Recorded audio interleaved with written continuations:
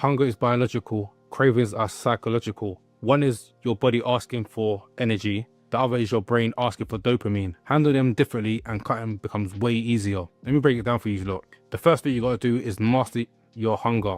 Like I always say, protein is king, so prioritize and front load your protein. Aim for at least 1.6 to 2.4 grams per kg of body weight. Protein not only keeps and preserves your muscle, but it helps you stay fuller for longer.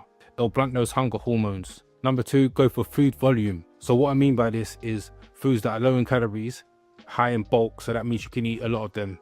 So massive bowls of salads, greens, veg, certain fruits like berries, even stuff like soup. Obviously, I'm not talking about no Caribbean soup with dumplings and potatoes and ratatouille, but light soups that are more liquid. They'll fill up your stomach, make you feel fuller, and they'll keep your meals satisfying without burning through your calories. First thing is fiber. Fiber is your ally. Oats, beans, lentils. Fiber slows your digestion, keeps your blood sugar stable, and stops that bottomless pit feeling.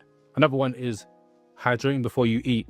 A lot of the time, hunger is just you being a little bit dehydrated. 500 milliliters of water before your meal can reduce your intake.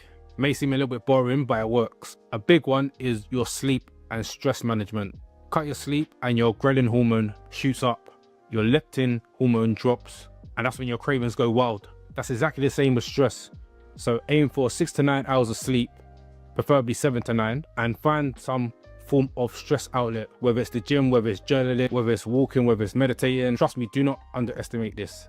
And a way to crush your cravings, the first thing is your environment. Environment beats willpower. If you buy family-sized crisps, you're gonna eat family-sized crisps. So I'm talking about them big packets of Doritos, Walkers, whatever. Don't keep these big packets of snacks inside your house if you struggle with your cravings.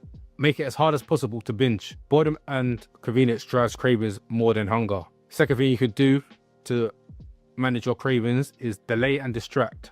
Most cravings vanish after 10 to 20 minutes. So go for a walk, take a shower, give yourself 20 minutes. And I promise you the cravings aren't permanent. Ride the wave rather than folding instantly. Another thing you could do is make smart swaps. So if you've got a sweet tooth, add some honey and some fruit to some Greek yogurt rather than in a packet of Haribos. If you're craving crisp, try popcorn.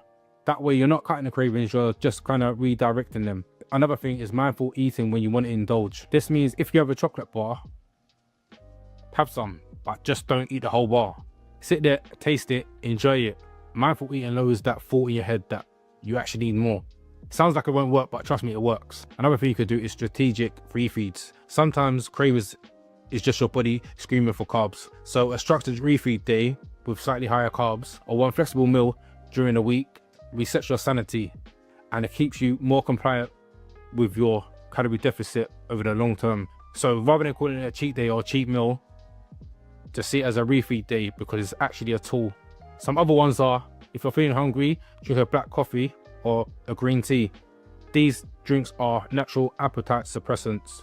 Just don't go crazy with the cream and milk when you're having coffee. Try to keep it black or low calorie milk or cream options. Here's the reality. Hunger is part of the process of cutting, but it is manageable. Protein, low calorie, high volume foods, fiber, water, sleep, all of those things combined will help manage your hunger. For your cravings, don't rely on willpower. Fix your environment, delay and distract, use smart swaps and plan for refeeds.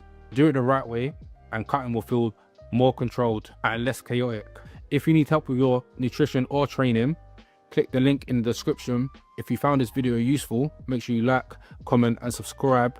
And I'll catch you in the next one. Peace.